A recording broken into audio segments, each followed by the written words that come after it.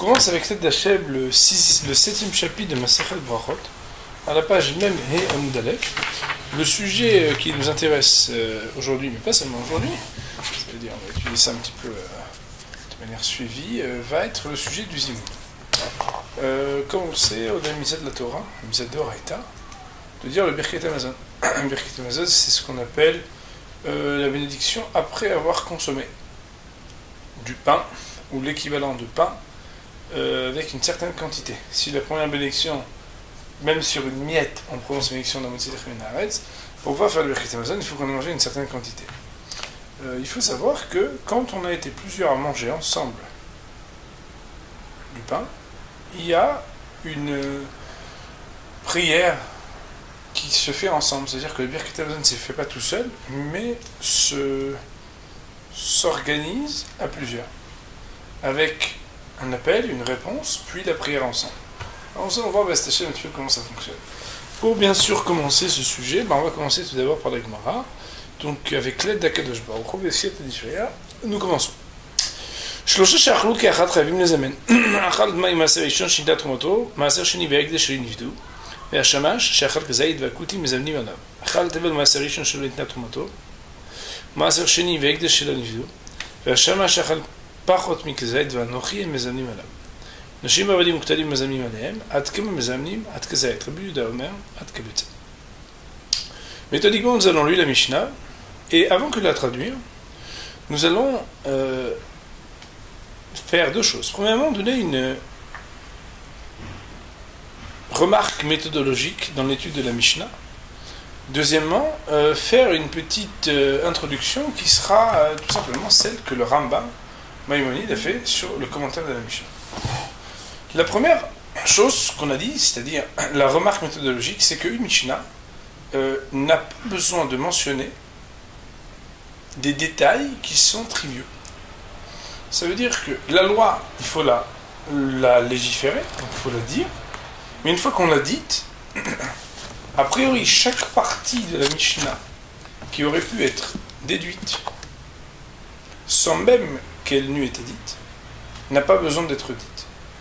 Si la Mishnah prend soin de nous mentionner partie par partie des parties qu'on aurait pu penser être élémentaires et triviales, c'est que nous ne prenons pas en considération la re'auta. La re'auta, c'est-à-dire ce qui aurait fait que sans que la Mishnah ne me le dise, j'eus pu penser que ça n'aurait pas été inclus dans la loi. Autrement dit, Rabotai, c'est que dans la Mishnah, chaque fois qu'on va nous dire dans tel et tel cas il faut faire le zimoun, à partir du moment où on aurait pu se dire mais attends, dans tous les cas de figure on doit faire le zimoun, chaque fois que la Mishnah a besoin de nous faire remarquer et de nous souligner un cas de figure particulier, c'est que si elle n'avait pas dit que ce cas de figure entrait dans les cas de figure qui sont astreints au zimoun, on aurait pu penser que on en aurait été exempté dans ce cas-là. Ça, c'est la première chose, c'était la remarque méthodologique générale et spécifique à cette Mishnah. C'est qu'une Mishnah, après avoir énoncé la loi, quand elle détaille, c'est qu'elle détaille des choses qui sont des chidushim, des choses inédites et novatrices, ça veut dire, qui, sans que la Mishnah ne l'eût dit, n'auraient pas été déduites aussi facilement qu'on aurait pu le penser. Voyons à présent l'introduction du Rambam Maïmonide sur cette Mishnah. Il faut savoir que normalement dans les éditions habituelles, le commentaire du Rambam Maïmonide se trouve normalement après le commentaire du Rosh et avant le commentaire du Maharsha, ou bien parfois après le commentaire du Maharsha. Dans les nouvelles éditions, vous voyez qu'on a un peu plus de mal à le trouver, donc nous allons d'abord le chercher et ensuite quand on l'aura trouvé on commence. Donc ça se trouve, comme je vous disais, ça dépend où, sur les éditions. Et marqué dans le Rambam, Pirouj Zot Mishnah, le commentaire Zot Mishnah de cette Mishnah, Tzerch Lagdamot, nécessite des introductions. Idbaru Bemekomot Ma Mishnah, qui pourraient être expliquées à différents endroits dans la Mishnah. Vous savez que la Mishnah est composée de 6 ordres dont l'acrostiche Zman Nakat reprend les 6 ordres, à savoir Zraim, Moed, Nashim, Nezikim, Kotchim et Taharot. Et on aurait pu avoir, nous dit le Rambam, la possibilité, si nous allions chercher dans les différents traités mishnaiques et talmudiques les introductions nécessaires à la compréhension de cette Mishnah, Veineni avaharem bederech ketzara, mais voici que je vais les expliquer, c'est-à-dire ces points d'introduction, de manière concise ici. Autrement dit, de manière absolument atypique, et c'est pas du tout notre style, mais après tout, chaque sujet nécessite ses particularités. Nous allons ici, avant même de traduire les premiers mots de la Mishnah, rentrer dans cette introduction du Rambam. Et il nous dit comme ça, et après seulement j'expliquerai la Mishnah. Donc vous voyez qu'on suit une méthode qui est une méthode du Rambam pour cette Mishnah. Alors, le Rambam nous dit, Vaomar, je vais vous dire la chose suivante. Chez Matanot HaKadosh Baruch Hu Nezvo Achar Shekatzvu Oto, les donations que nous devons prélever de la récolte après qu'elle fut moissonnée, Veyudash, et littéralement on pourrait dire piétiner, mais il y a un mot meilleur en français. Yudash c'est quand on se sépare, je sais pas comment dire en français. Veimerahu Oto, et que l'on fasse l'aplanissement du grain. Autrement dit, il y a différents travaux du grain. On moissonne, puis on sépare les parties qui nous intéressent, c'est-à-dire le grain de l'autre. Puis ensuite, l'amoncellement du grain est ce qu'on appelle aplani. On met en tas et on appuie. Hayav lotzi mimenu halek mehamishim. On doit enlever le 1/50e, et la tête autour de Kohen. Et ce 1/50e doit être donné au Kohen. Zenikra Trouma Gdola. Cela est appelé la grande Teouma. Ou bien la Trouma Stam, sans qu'on dise rien.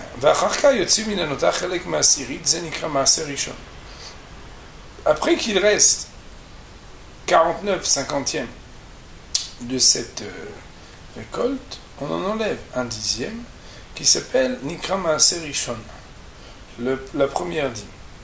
Veiteneu le Lévi. Il faudra le donner au Lévi. Autrement dit, le 1/50e au Kohen, le 1/10e au Lévi, de ce qu'il reste. Et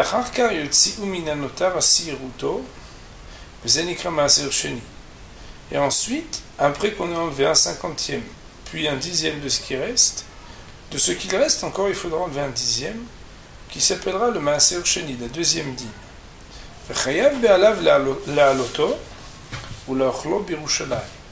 Et cette deuxième dîme, elle n'est à donner à personne, mais elle a un domaine de consommation qui est restreint à Jérusalem. Si pour une raison ou pour l'autre, il n'a pas la possibilité de prendre cette partie et de la faire monter à Yerushalayim, à Jérusalem pour la manger, Ig'al Oto Bimkumo, il pourra libérer, transférer la sainteté de ce Maaser Sheni à l'endroit même où il se trouve, Veikar Kesef Apidion Beyado, et il prendra l'argent de ce rachat dans sa main, Veyaleu l'Yerushalayim, et cet argent-là il le fera monter à Yerushalayim.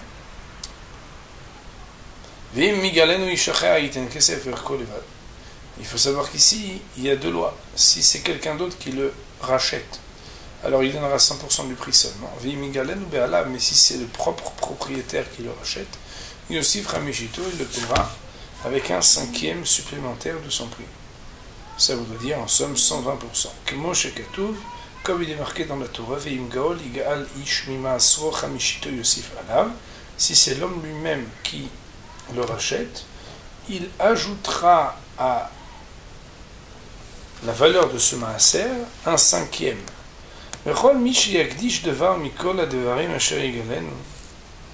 Et tout celui qui sanctifiera quelque chose, c'est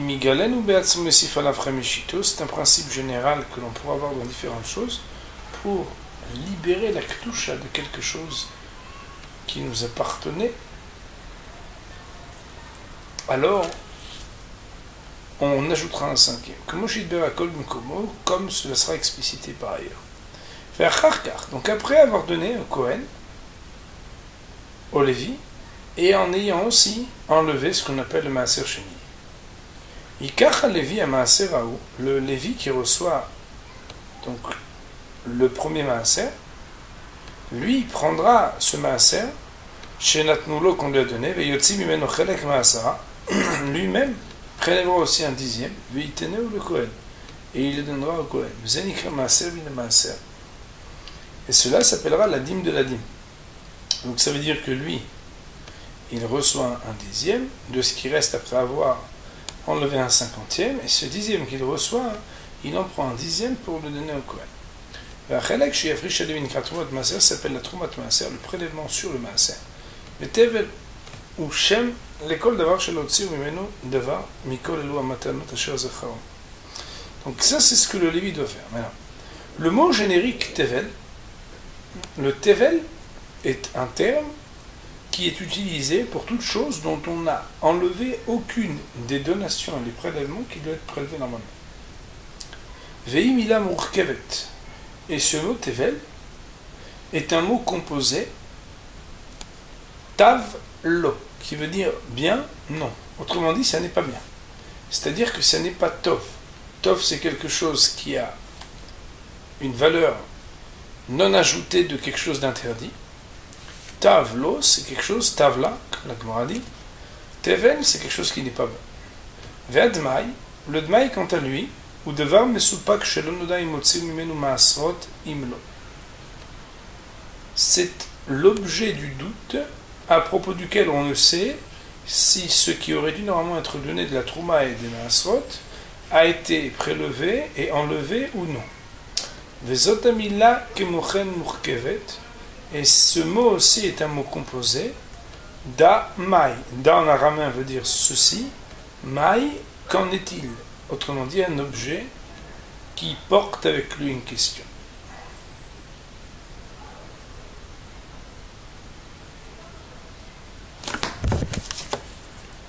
Il dit le Rav, le principe que l'on a dans nos mains, c'est-à-dire le principe que l'on dispose, dont on dispose. Chez Kol Misheba le Goren Kodem chez Yudash, que celui qui arrive dans la grange, avant que le grain n'était séparé de l'épi, Veyotzi mimenu maaser rishon, et qu'il aura enlevé le maaser rishon, c'est-à-dire qu'il l'a donné donc au Lévi, Kodem sheyotzi truma gdola, avant que d'avoir enlevé ce qu'il devrait donner au Kohen, c'est-à-dire la truma gdola. En l'occurrence ici, et certainement le Rav va l'expliquer après, le stade à partir duquel on devient obligé de donner la Trouma Gdola ne dépend pas tant de ce qu'on appelle la séparation, la disha, la séparation entre l'épi et le grain, mais l'aplanissement des grains lorsqu'ils sont déjà séparés des épis.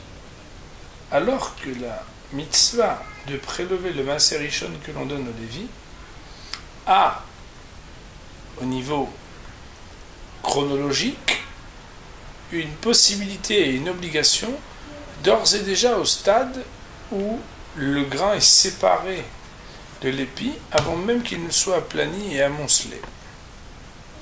Alors si lui, Behemet, Yotzi mimenu maaser rishon kodem sheyotzi truma gdola, fait auto maaser yiteneu le Lévi, que ce maaser-là, il le donne au Lévi, alors il lui a donné un objet, qui est un objet à propos duquel n'a pas été prélevé la Trouma Gdola, n'est-ce pas, le 1/50 pour le Kohen.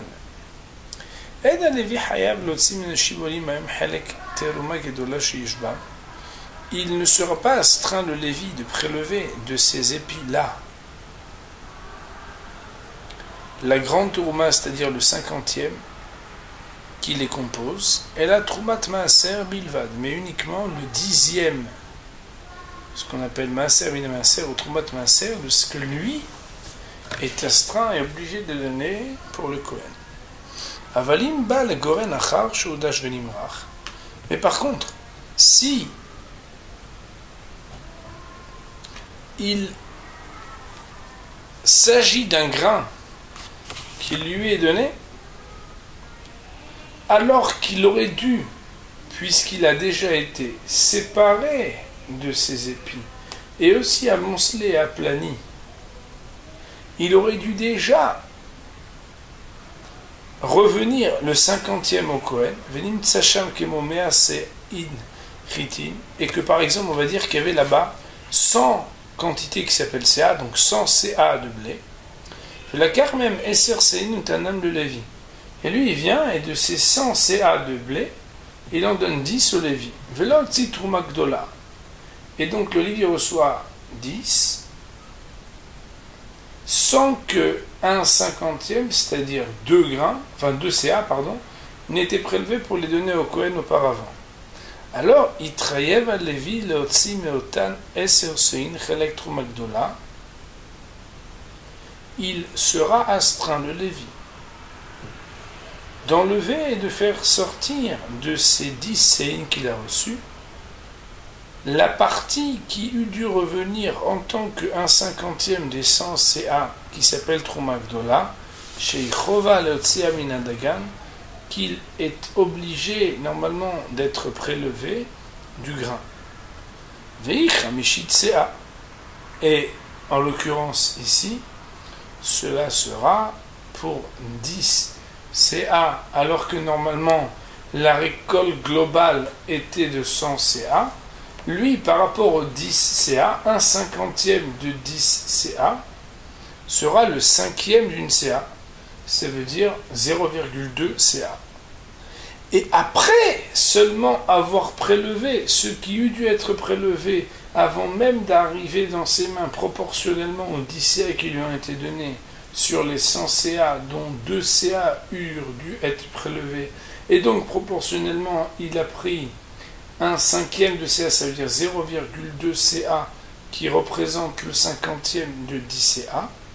Après seulement, Yotzi Minanotar Trumat Maaser, il prélèvera des 9,8 CA restantes, le 1/10, ça veut dire 0,98 CA, qu'il donnera en tant que Maaser Mina Maaser, ou Trumat Maaser pour le Kohen.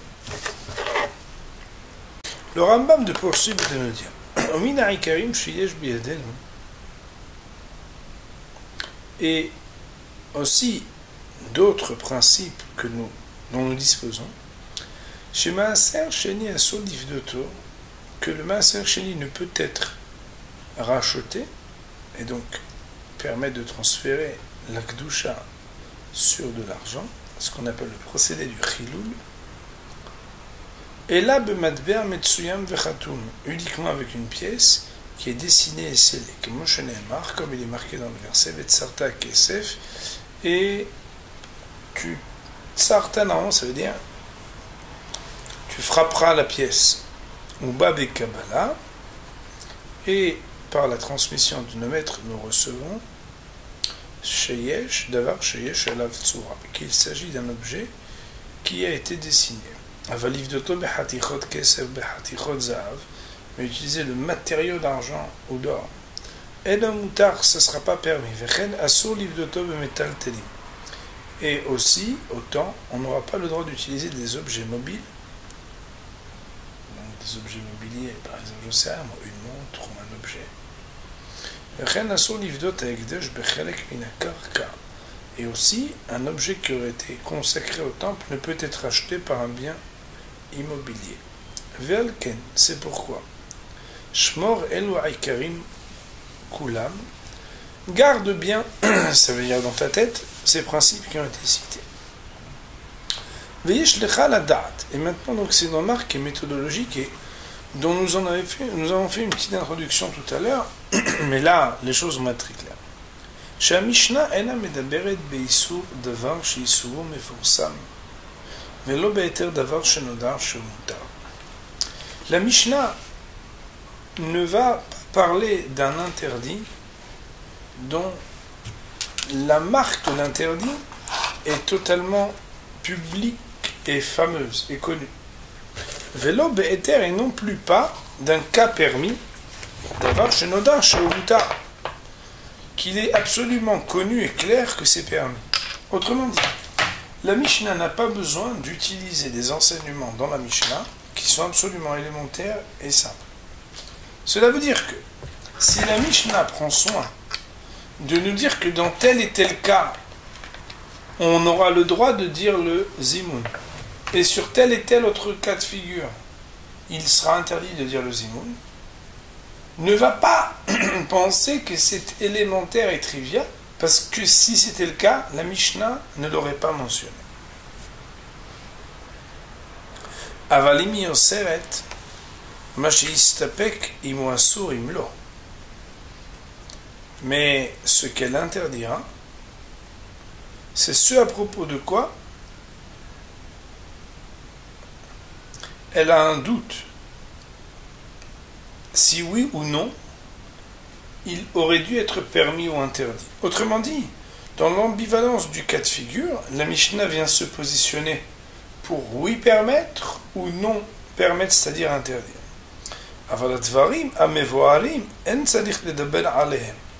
Mais des choses qui sont explicites et claires, la Mishnah n'a pas besoin de parler.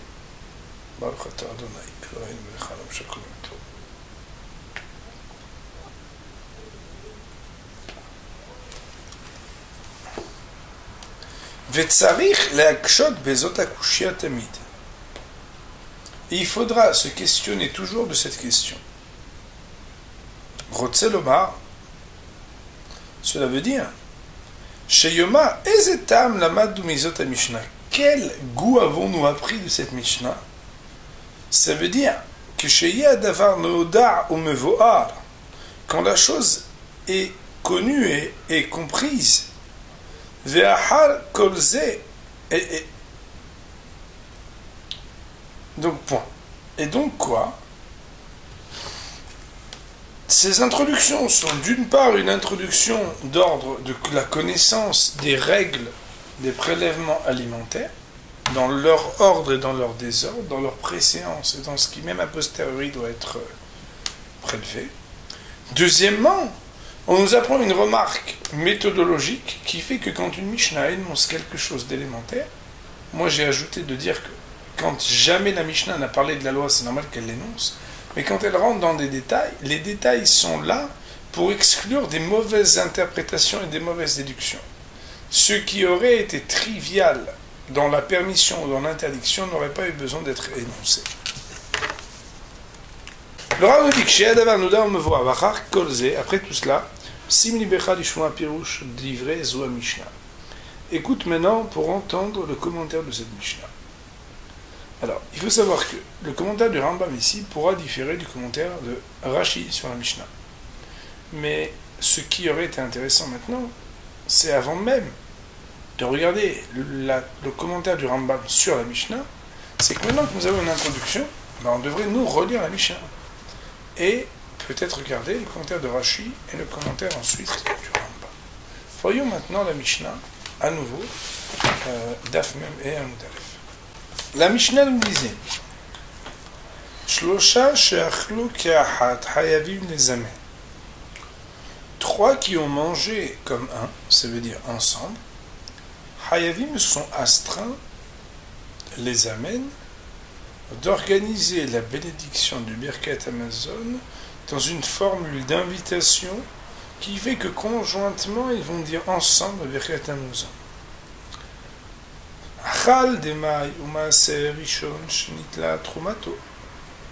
S'il avait mangé des mailles, un objet suspect, mais dont on n'a pas la certitude que n'ont pas été prélevés de lui les trumot et maasrot, ce qui est dû au Kohen, au Lévi, et à ce qui doit être consommé à Jérusalem. Achal des maïs, ici, il avait mangé un d'entre eux des maïs, ou maaser rishon shenitla tromato. Et un maaser rishon, c'est-à-dire le premier maaser donné au Lévi, shenitla tromato, dont on a prélevé le 1/50 qui revient au Kohen. Maaser sheni. Le maaser sheni, Ve'ekdesh, ou bien un objet qui aurait dû être aussi, d'une autre manière, non pas comme le Maaser Sheni, limité dans sa consommation seulement à Yerushalayim, mais le Ekdesh est quelque chose qui est offert au temple. Chez Nifdu, ces deux objets ont la possibilité d'être rachetés, c'est-à-dire de faire transférer la Kedusha qui limitait leur consommation sur l'argent, selon des règles précises de Hilul. Alors, si quelqu'un avait mangé soit de maï, un objet suspect, soit Maaser Rishon Shenitla Trumato, un Maaser Rishon, c'est-à-dire la dîme due au Lévi, dont on aurait prélevé le 1/50 qui revient au Kohen. Ou bien Maaser Sheni Ve'ekdesh Shenifdu, des objets qui auraient dû être limités le Maaser Sheni à Jéru et le Ekdesh dans le temple, mais qui ont été rachetés pour transférer la Kedusha. Mais à Shamash She'achal Kazait, et d'autre part aussi pour mettre en facteur la même loi pour le cas du Shamash, qui a la caractéristique dans les lois du Zimoun d'être celui qui n'a pas de place fixe, car c'est le serveur qui ne peut s'asseoir avec ceux qui le servent. S'il avait mangé un kazaït de pain, Ve'akuti et le Kouti, les Koutim sont des non-juifs qui s'étaient convertis de manière intéressée au judaïsme. Mais Zamnim Alav, on aura le droit, dans tous les cas de figure cités plus haut, de prononcer le zimoun sur la personne qui présente à consommer un des objets problématiques. Nous allons juste maintenant que nous avons une introduction du Rambam, relire et s'arrêter sur les parties qui, nous, en première lecture, nous posent un problème. Quand on parle du Dmaï, alors c'est bien sûr intéressant de savoir qu'un objet qui est suspect, même si cet objet qui a été consommé est suspect, on permet le zimoun. C'est un chidouche qui est nécessaire, n'est-ce pas? Maaser Rishon Shenitla Trumato. Mais a priori, quand on parle du Maaser Rishon qui, entre les mains du Lévi, a déjà eu une trouma qui a été prélevée, soit parce qu'on l'a prélevé avant, dans les mains même du possesseur initial, soit parce que le Lévi l'a prélevé, on ne voit plus ce qui manquerait à ce que le Lévi, mangeant cet objet, manque dans la cacheroute des prélèvements de cet objet à manger un objet qui est totalement comestible d'après la halakha.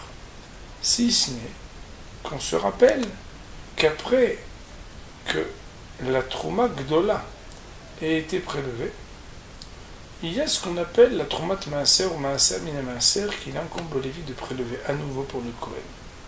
Peut-être, et nous verrons dans le commentaire de Rashi ou dans la Gemara, que la Mishnah fait ici allusion à un objet dont on a prélevé la Trouma Gdola, le 1/50, qui doit être prélevé de la part du propriétaire initial, mais pas encore la deuxième partie qui s'appelle Troumat Maaser, que le Lévi doit donner de ce qui lui a été donné pour l'offrir au Kohen.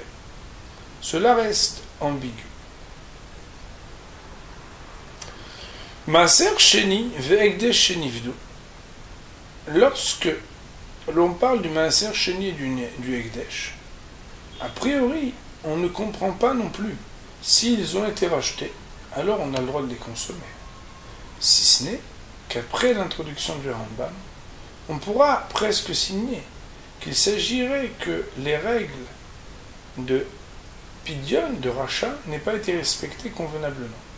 En l'occurrence, et par exemple, s'il s'agissait du propriétaire et qu'au lieu de racheter à 120% du prix, il n'avait racheté qu'à 100%, peut-être alors qu'il y aurait un problème. Nous verrons soit dans Rashi, soit dans le Rambam, soit dans la Gemara. Quoi qu'il en soit, il faut chercher les noises, comme on dit. Parce que si on lit simplement qu'il s'agit d'un objet qui est comestible parce qu'il a été racheté, il n'est pas le lieu dans notre Mishnah de nous enseigner qu'un Maaser Sheni, il peut être racheté et que s'il est racheté, il est kasher. Il n'est pas l'objet de notre Mishnah de nous dire qu'un objet Ekdesh peut être racheté et que s'il a été racheté, il est kasher.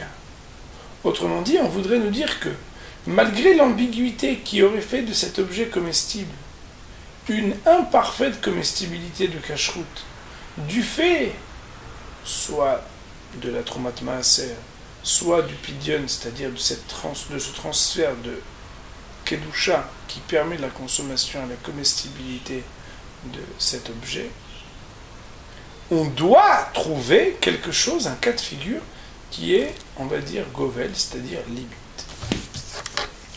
Le cas du shamash qui a mangé Kazaït, la Gemara va nous expliquer, c'est que le shamash, lui, étant donné que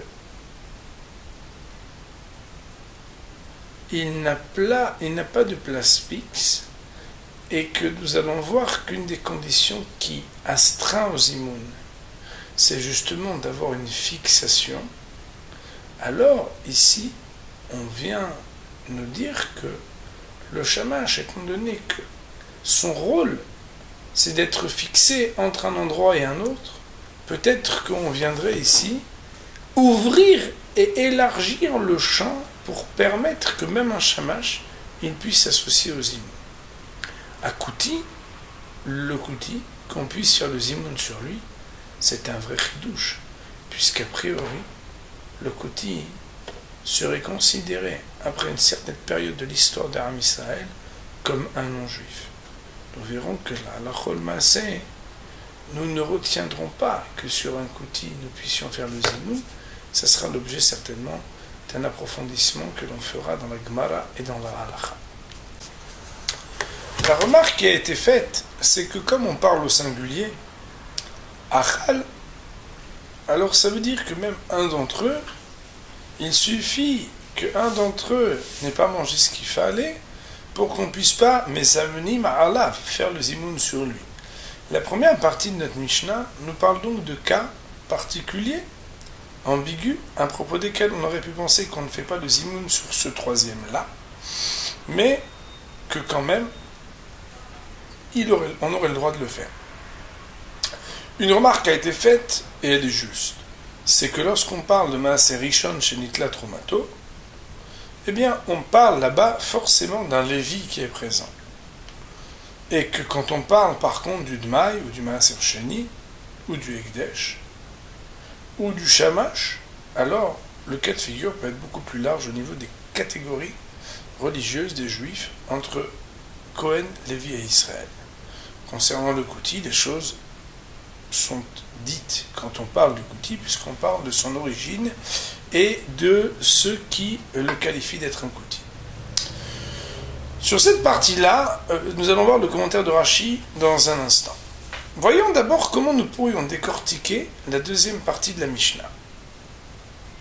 Je reviens juste sur un point.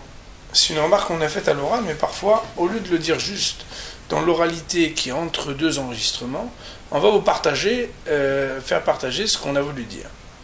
C'est que la raison pour laquelle, au lieu d'expliquer le cas de figure, Maaser Rishon Shenitla Trumato, comme un cas de figure où le Lévi, en recevant le Maaser Rishon, prélève ce qu'il doit prélever pour le Kohen.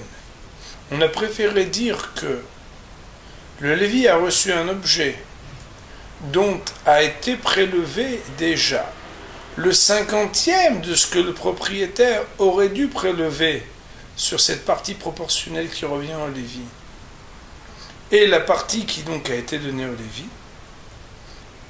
C'est tout simplement parce que si on avait expliqué comme la première lecture que le Lévi a prélevé tout ce qui aurait dû être prélevé, alors on n'a même pas besoin de mentionner le chidouche dans la Mishnah. Il n'y a rien d'inédit et de nouveau et d'important à dire.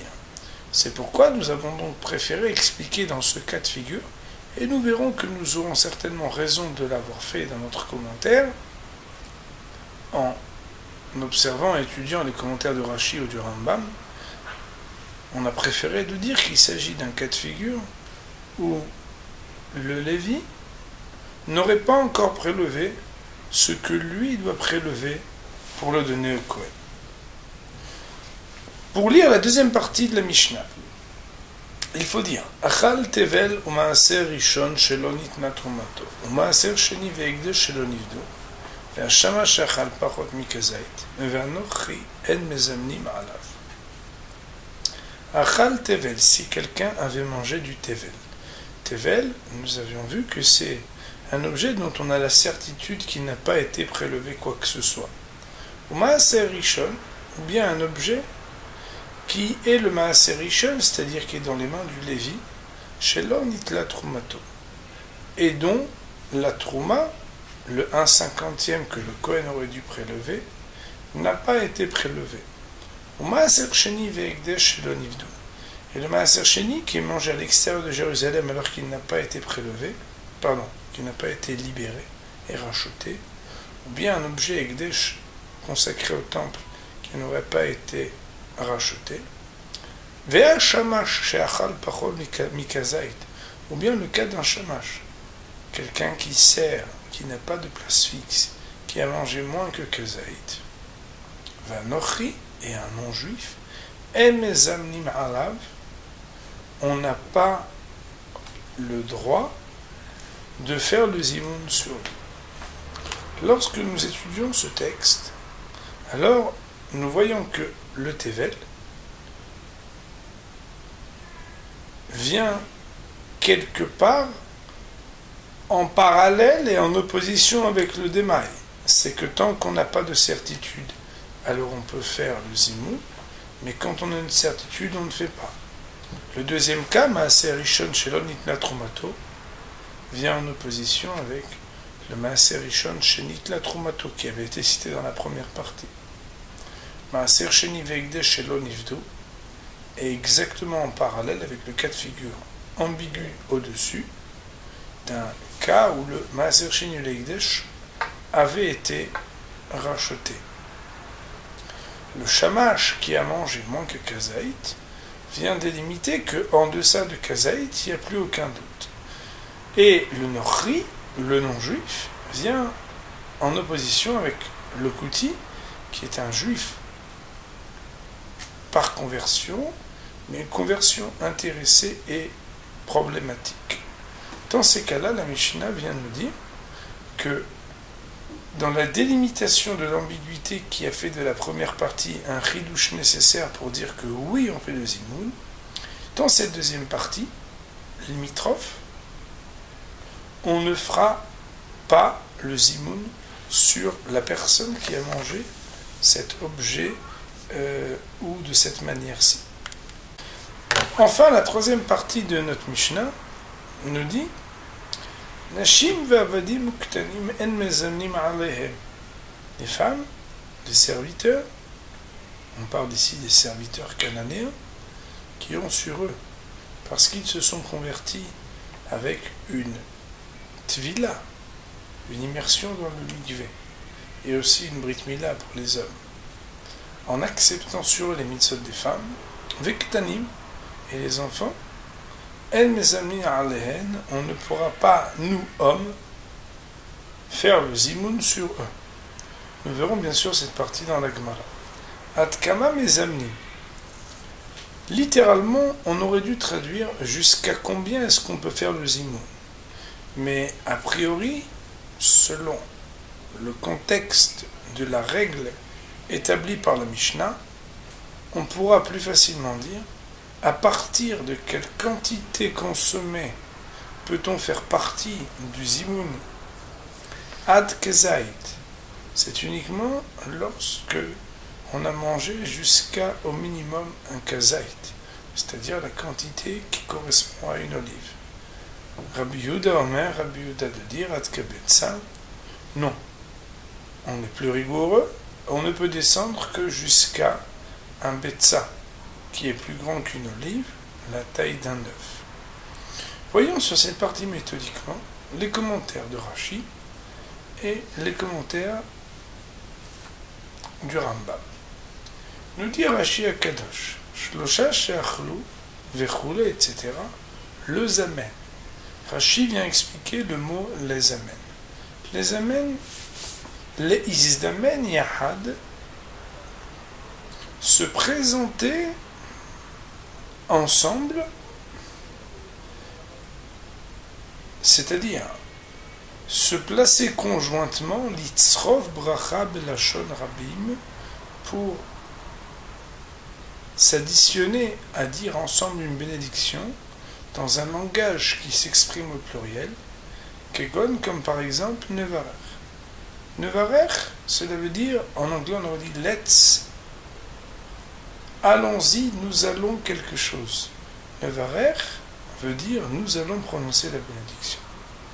D'ailleurs, une partie essentielle de la bénédiction du Zimoun, nous verrons que ce sera de dire ou bien de répondre Nevarer, nous sommes prêts, prononçons encore ensemble la bénédiction. Shenitla Trumato, nous sommes ici dans la première partie de la Mishnah, où l'on parlait d'un Maaser Rishon dont on a prélevé la Trouma. Kasalka Da'atach. Il te serait venu à l'esprit Trumat Maaser Shelo She'ala Levi Le'afrish, qu'il s'agit de la Trumat Maaser, c'est-à-dire de la dîme que lui-même a reçue et qui lui appartient, She'al Levi Le'afrish, que le Lévi doit prélever. Autrement dit, toujours dans Rashi, quand on te dit il te serait venu à l'esprit, ça veut dire que si tu n'avais pas été jusqu'au bout de ta réflexion pour comprendre le chidouche de la Mishnah, tu aurais pu penser que Behemet, il s'agit uniquement de ce que le Lévi aurait dû normalement prélever pour le donner au Kohen. Donc, Rashi, quand il dit, et ça c'est une remarque méthodologique, quand Rashi nous dit Kasal Kada'atach, ça veut toujours dire que d'après la conclusion, notamment de la Gemara, cela ne restera pas comme cette éventualité de compréhension. Le Kasal Kada'atach, c'est ce qui vient à l'esprit à la première lecture. Bien entendu, comme nous avons été avertis par l'introduction que l'on a faite, notamment dans les paroles du Rambam, alors nous savons déjà, entre guillemets, comment diriger notre réflexion. Maaser Sheni Shenivda, nous dit Rashi Akadosh, le Maaser Sheni qui a été racheté, afin de nous permettre à la consommation à l'extérieur de Jérusalem, et dont ce qu'il a racheté, c'est-à-dire l'argent sur lequel a été transféré la Kedusha, il le montrera à Jérusalem pour manger là-bas. Mais à Shamash, et le Shamash, chez Shimsham, qui les a servis, Baseouda, durant le repas, et qui a mangé un kazaït afin de se joindre et s'additionner à eux, les zimoun pour le zimoun. Et dans tous ces cas-là, il était nécessaire de les enseigner, de nous les faire savoir, pour nous dire que bien qu'il ressemble à l'interdit, il n'y a pas une bénédiction sur quelque chose qui était une avera, c'est-à-dire un interdit. Sous-entendu, le fait que cela ressemble à l'interdit formel, mais que ça n'est pas défini au même titre que l'interdit formel, il était nécessaire dans la Mishnah de nous dire qu'il n'y a pas ici de bénédiction quand on fait le zimoun ensemble, qui relève de dire une bénédiction be'avera, qu'elle faresh vasil bagmara, comme la Gemara va continuer à l'expliquer.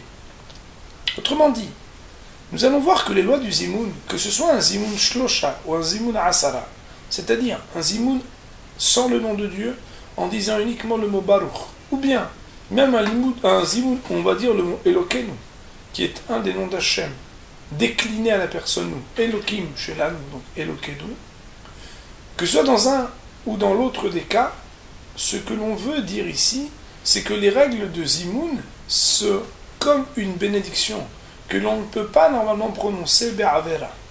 La Mishnah vient statuer des cas qui ressemblent à la Vera, mais qui ne sont pas considérés comme la Vera. Ad kama mezam nimrash Kadosh de nous dire Kama yochal imahem ve'ithayev imahem bezimoun. Combien mangera-t-il avec eux pour être astreint avec eux au zimoun?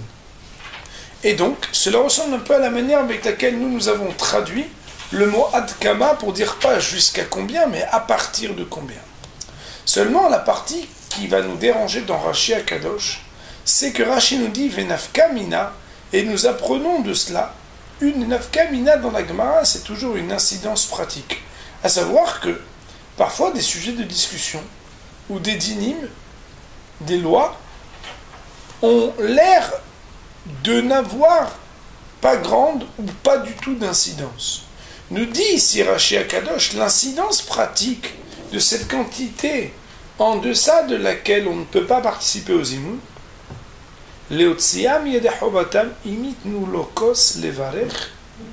c'est qu'ils puissent les acquitter de leur obligation s'ils lui donnaient le verre pour prononcer la bénédiction.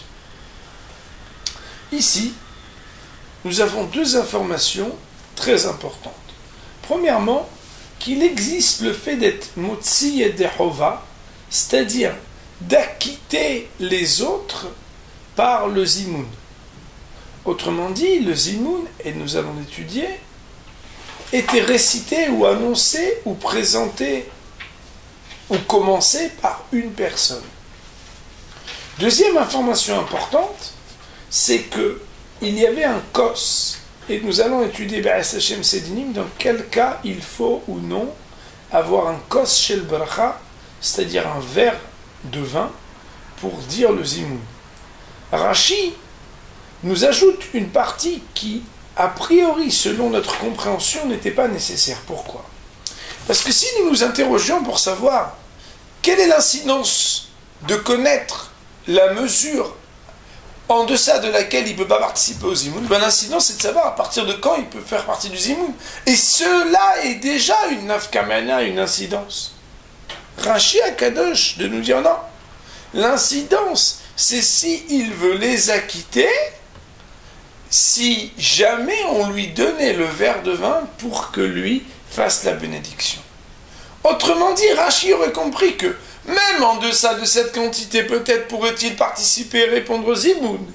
Mais de là à pouvoir lui être le mezamen, celui qui va prononcer la bénédiction du zimoun en utilisant le verre et pour les acquitter, c'est à propos de cela que la Mishnah vient de nous dire Ad kama mezamnim, à partir de combien on peut dire le zimoun, en citant deux opinions, celle de Tanakama, c'est-à-dire le premier auteur anonyme, et là, l'opinion de Rabbi Yehuda, qui dit donc jusqu'à Kavetza. Alors, maintenant on est donc dans le Rambam. Le Rambam il avait dit Ve'achar kol ze sim libcha lishmoa pirush divrei zo Mishnah. Amar shekol mi sheyochal dmai u'maaser rishon shenitla trumato. La Mishnah, le Tana nous dit que tout celui qui mangera dmaï, ou bien qui a mangé un maaser rishon, ça veut dire un lévi qui a reçu un rishon, shenitla trumato, dont la trouma a été prélevée. Afalbi sheyesh bo chelek mitruma gdola, même si il y avait encore une partie qui aurait dû être trouma gdola, c'est-à-dire le 1/50 qui aurait dû normalement être déjà reversé au Kohen, ksheyotzi maaser rishon, mina shibolim shelo utshu. Au moment où le propriétaire originel, il avait eu des épis qui n'avaient pas encore été séparés de leurs grains, Kemoshamarnu, comme on l'a expliqué plus haut. Autrement dit, que lui, il y a marqué plus haut, on avait expliqué, que si Béhémet, le Lévi, il a reçu le maaser pour lui, à une étape où, non séparé de l'épi, le grain n'était pas passible d'être donné Teruma Gedola au Kohen 1/50. On avait dit que le Lévi n'est pas astreint à devoir chez lui donner ce 1/50, même lorsque lui va séparer le grain de l'épi. Alors qu'on avait dit que si Béhémet, le propriétaire avait manqué après avoir séparé le grain de l'épi et l'avoir été mémarer, c'est-à-dire aplani dans l'amoncellement, si le Lévi l'avait reçu, il devrait le prélever. Alors lui, ce Lévi-là, même s'il a reçu un objet dont lui il a reçu le maaser, mais le Kohen n'en a pas reçu Trouma Gdola,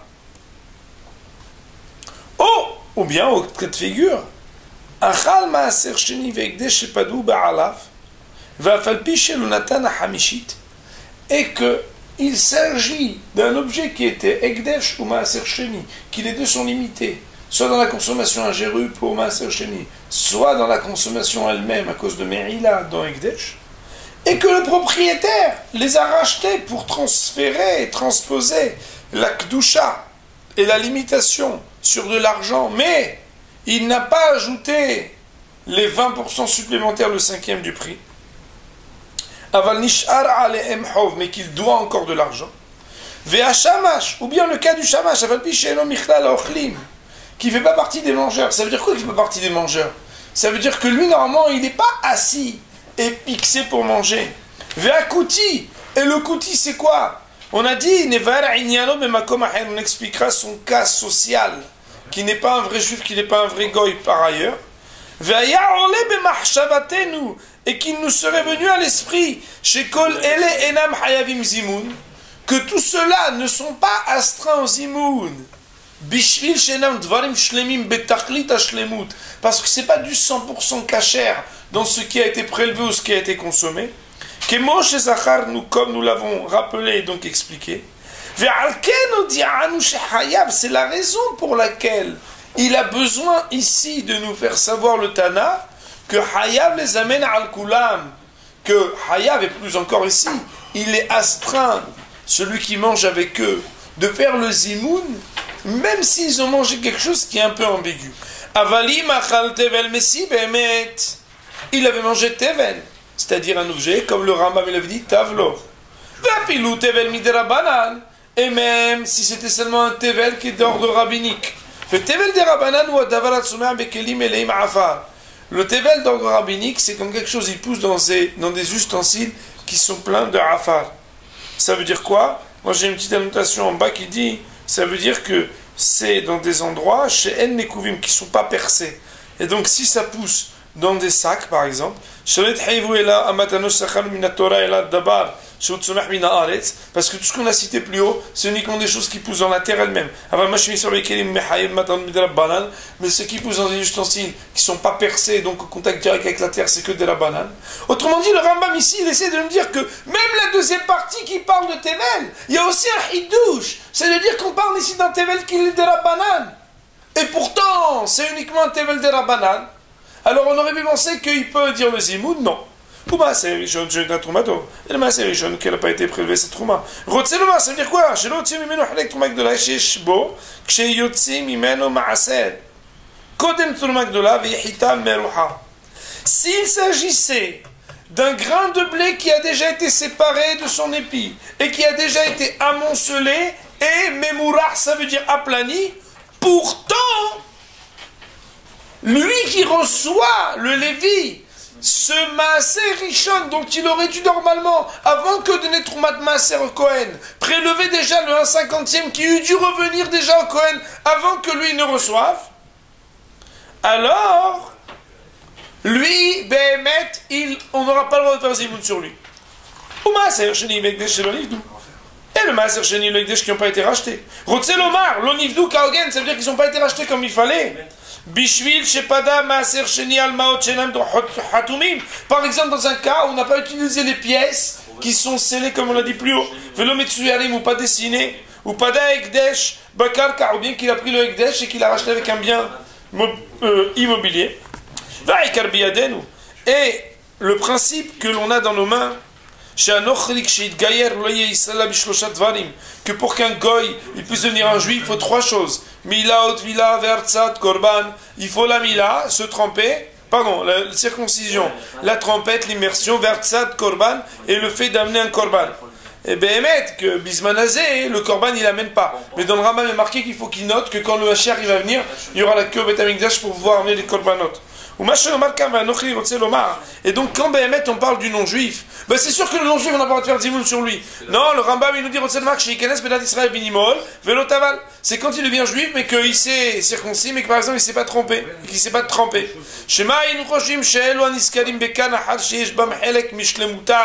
Ah, on aurait pu penser que puisqu'il y a une partie qui a à voir avec l'intégralité de la mitzvah, alors ça serait permis, les amène à de faire les imouns sur eux. Al-Ken dit ou nous.